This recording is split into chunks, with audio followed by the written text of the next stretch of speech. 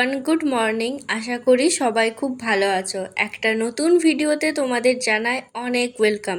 আজকের ভিডিওটা শুরু করছি একদম সকালবেলা থেকে। বেসিক্যালি একটা 8 ঘন্টার স্টাডি রুটিন আজকের ভিডিওতে শেয়ার করব।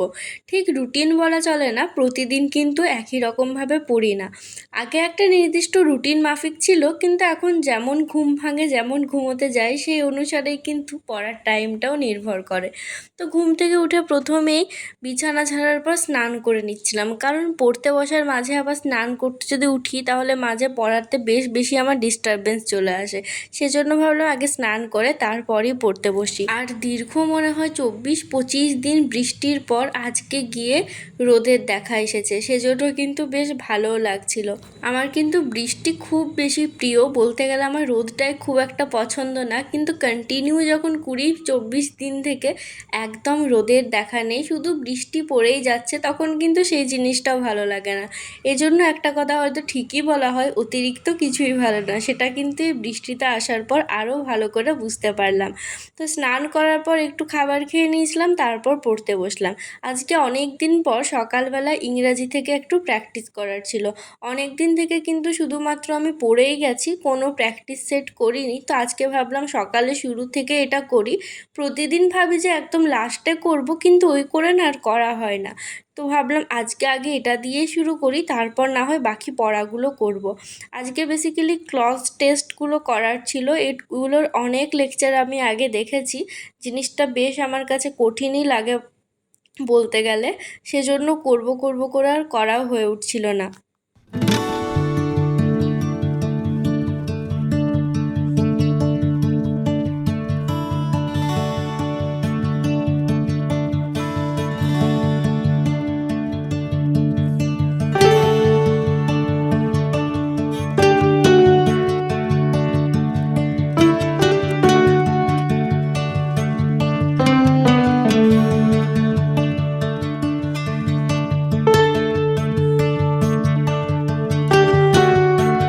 ক্লজ টেস্ট থেকে খুব বেশি করতে পারিনি, দুটো সেট করেছিলাম। তারপর দেখছি যে 1 ঘন্টাও কমপ্লিট হয়নি, সেজন্য এক্সট্রা করে একটু যে ফিল ইন দ্য ব্ল্যাঙ্কসগুলো থাকে সেটা করছিলাম। ওটারও খুব বেশি করিনি, মাত্র দুটো সেট করেছিলাম।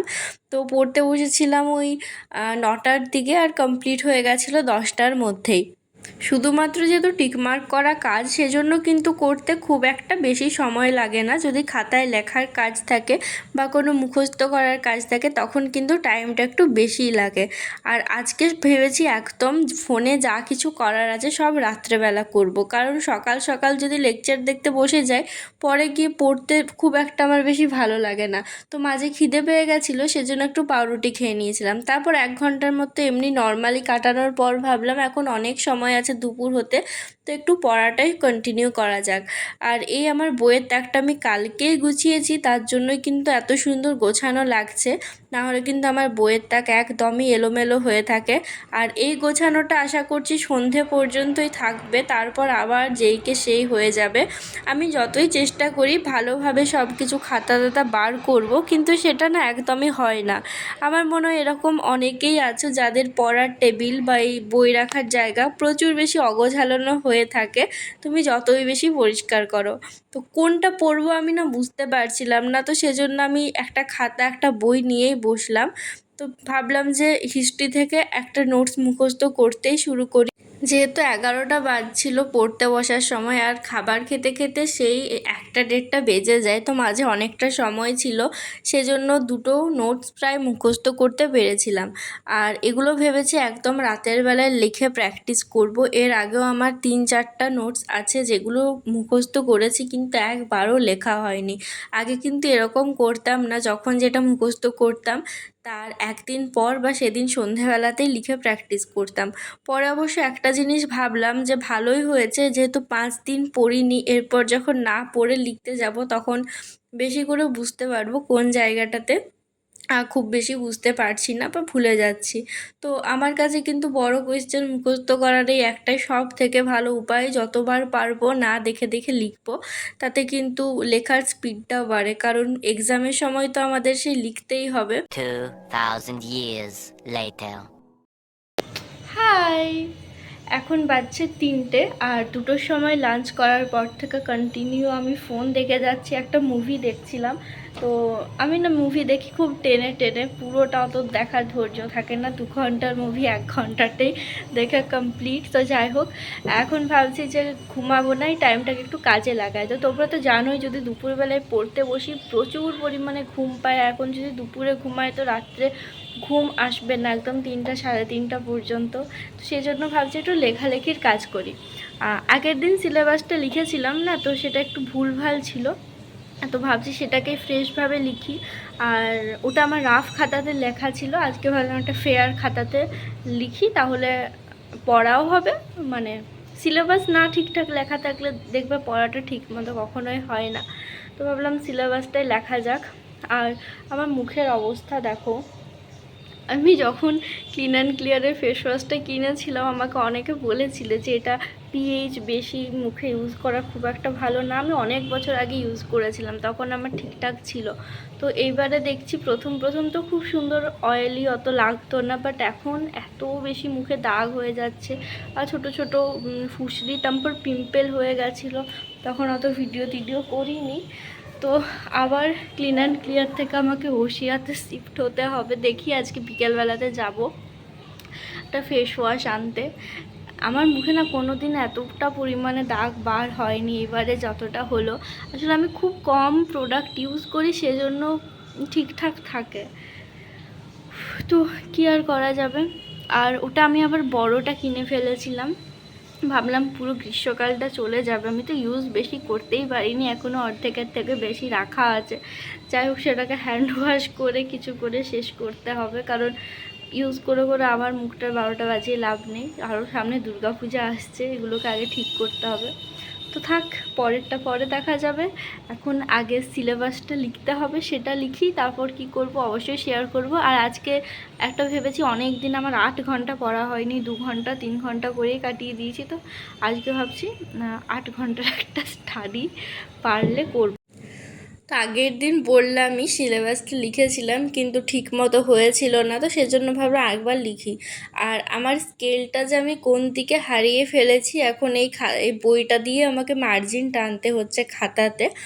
এটাও যদি আমার নতুন খাতা না, এটাতে মানে মাঝে মধ্যে রাফ ইউজের মতো করি, ধরো কখনো কিছু এক্সট্রা কিছু লেখার আছে, তো সেই সময় জিনিসটাকে করি। আর একটা খাতা ছেড়েই আমি লিখলাম, মানে আমাকে না সবসময় এই পেজটাতে লিখতে খুব ভালো লাগে, একটু ফর্সা লাগে বেশি, কারণ আগের পেজের লেখার কোনো কপি থাকে না। সেজন্য সিলেবাসটা আমি ইউটিউব থেকে দেখে লিখছিলাম, কারণ ওয়েবসাইটে তো বাংলা ভার্সনে পাওয়া যায় না, আমি বাংলাতেই লিখছিলাম ইংরেজির থেকে।